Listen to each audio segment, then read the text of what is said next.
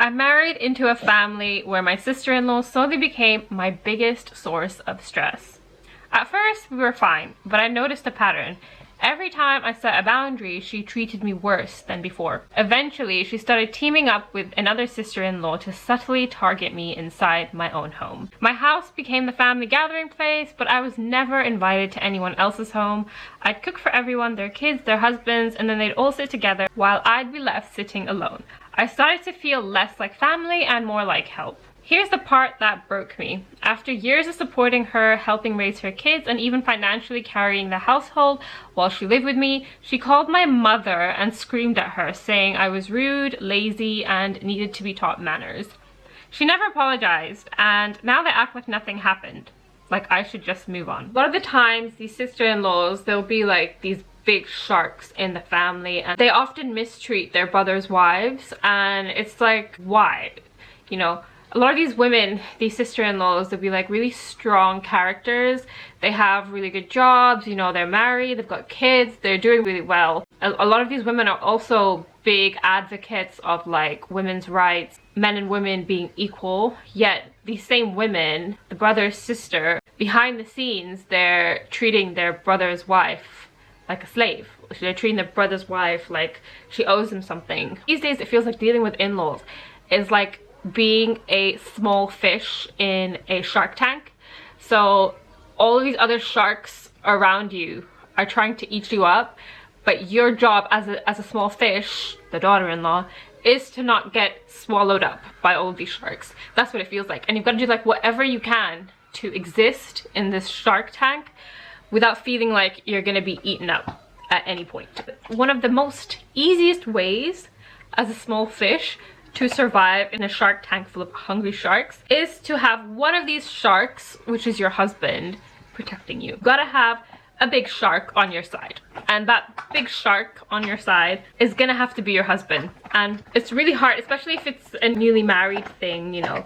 Brothers and sisters have this really close bond with each other, and it feels like if a brother does say something to his sister, the sister is gonna be quick to get angry and just cut her brother off. But you know, at the end of the day, this is your wife's right.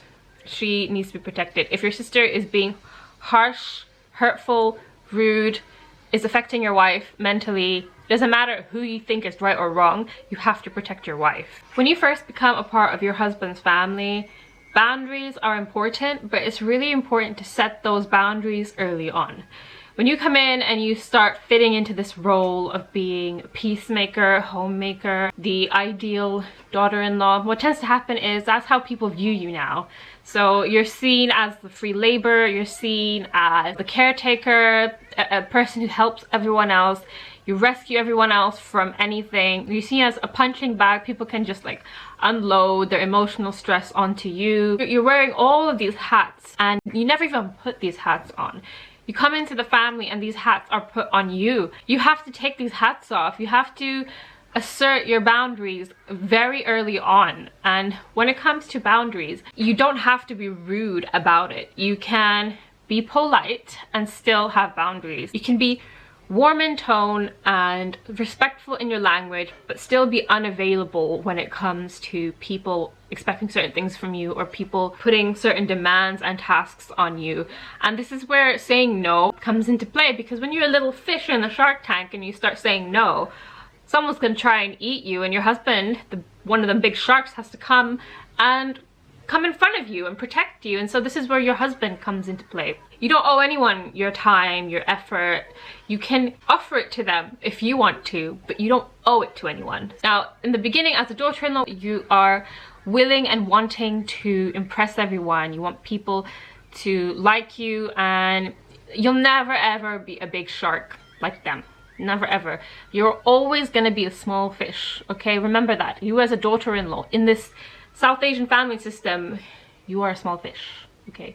You can't change that. You can't start roaring your head and acting like a shark. No, you're a small fish. So when you're a small fish, you know, you have to be very clever and very strategic with what you do. Again, you don't want to get eaten up by these sharks. You're going to be disrespected. You're going to be spoken to in language which makes you feel like small fish. But remember, that's how you're always going to be seen, that's how you're always going to be treated. And sometimes it's better to just ignore and move on, because even after setting boundaries, you're going to have to ignore her sometimes, okay? There are some things she's going to say and do that you're not going to have an answer for, not going to have to give a reaction to, because every time you do, she has more fuel to use against you. She, first of all, should not have access to your parents' phone numbers. Like, that is number one big, huge mistake.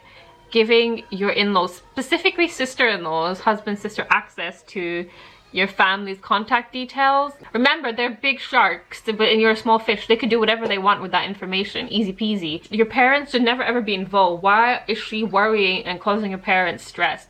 You're doing everything you can for her and her family, looking after them, and she's calling your parents and giving them stress? No, absolutely not. You need to get your mom to block her number. You need to get your dad to block her number. You need to make sure she has no access to your family. So another thing you could do is treat everybody the same.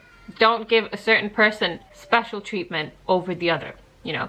Especially if you feel like you've got beef, if your sister-in-law has beef over you, have beef over her. Keep it calm, keep it civil, and treat everyone the same, okay? This will stop her from thinking that you're targeting her or she's targeting you. Don't feel like you need to get closure or her to understand. She's not going to understand you. She is your brother's sister, so if anything happens between you and your brother, she is obviously going to be on your brother's side because that's sister. I have a brother myself, and if my brother got married tomorrow, if his wife was being really rude to her, I would 100% be on his side. I don't have any loyalties towards his wife, but I do to my brother.